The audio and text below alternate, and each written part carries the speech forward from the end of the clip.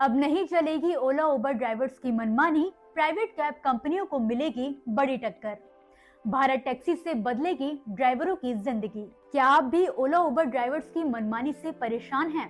बदलते मौसम में प्राइवेट कैब कंपनियां अपने प्राइस अचानक बढ़ा देती हैं, जिससे इन कैब सर्विसेज का फायदा उठाने वाले आम लोगों को परेशानी होती है।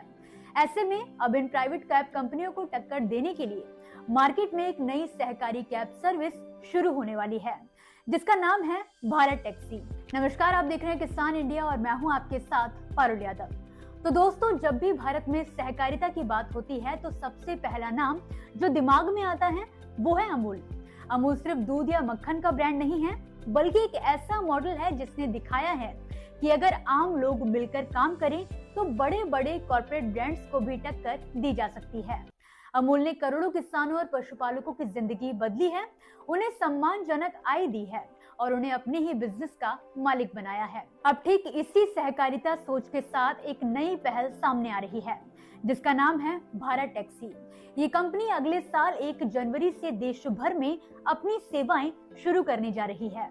हालांकि कुछ शहरों में इसका पायलट प्रोजेक्ट पहले से चल रहा है। इसे अमूल से इसलिए जोड़कर देखा जा रहा है क्योंकि भारत टैक्सी भी उसी सहकारी मॉडल पर आधारित है, जहां असली मालिक कोई बड़ी निजी कंपनी नहीं बल्कि खुद ड्राइवर हैं।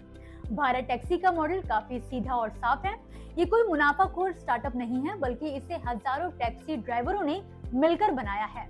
इसका संचालन नई दिल्ली स्थित सहकार टैक्सी कॉर्पोरेटिव लिमिटेड कर रही है। इस कॉर्पोरेटिव के बोर्ड में अमूल के मैनेजिंग डायरेक्टर जयंत मेहता भी शामिल हैं। इसके अलावा इस पहल को भारत सरकार के सहकारिता मंत्रालय का पूरा समर्थन मिला है और नेशनल ई गवर्नेंस डिवीजन यानी NEGD का टेक्निकल इंटीग्रेशन भी इसमें शामिल किया गया है।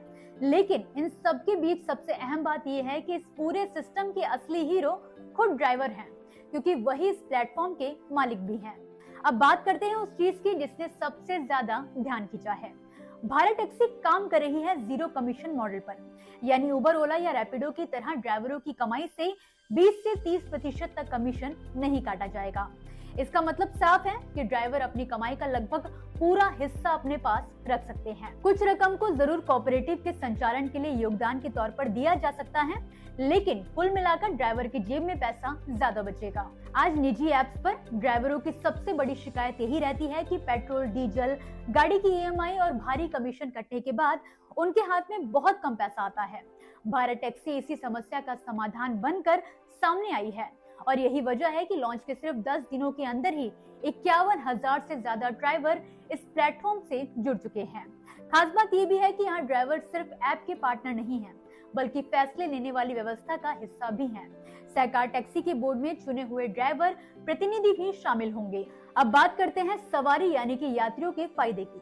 तो भारत टैक्सी में सर्ज प्राइसिंग जैसी परेशानी नहीं होगी, यानी कि बारिश हो, ट्रैफिक जाम हो या त्योहार का दिन हो या फिर किराया अचानक कई गुना बढ़ जाने का डर नहीं रहेगा। रोजमर्रा के रूट्स पर किराया लगभग स्थिर रहेगा, जिससे यात्रियों को पहले से पता होगा कि उन्हें कितनी रकम चुकानी है। भारत टैक्सी का मकसद उबर या ओला की तरह ज्यादा से ज्यादा मुनाफा कमाना नहीं है, बल्कि इसका फोकस है एक जैसा सिस्टम बनाने का, जो ड्राइवर और यात्री दोनों के लिए लंबे समय तक फायदेमंद रहे। अगर कमीशन ना कटने की वजह से एक ड्राइवर को रोजाना 500 रुपए ज्यादा मिलते हैं तो वो इस प्लेटफॉर्म से जुड़ा रहेगा।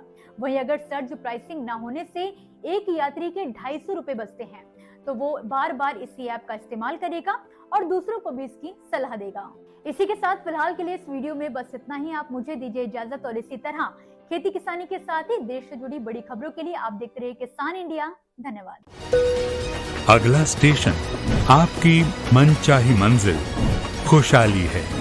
खुशहाली के दरवाजे चारों ओर से खुले रहेंगे। किसान इंडिया के साथ यात्रा करने के लिए आपका धन्यवाद।